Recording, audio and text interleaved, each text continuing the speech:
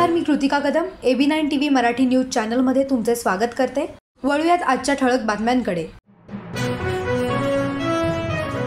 लोकसभा निवडणुकीपूर्वी मोदी सरकारचा मोठा निर्णय, देशात लवकरच CAA कायद्याची अंमलबजावणी होणार, केंद्र सरकारने अधिसूचना जारी केली आहे।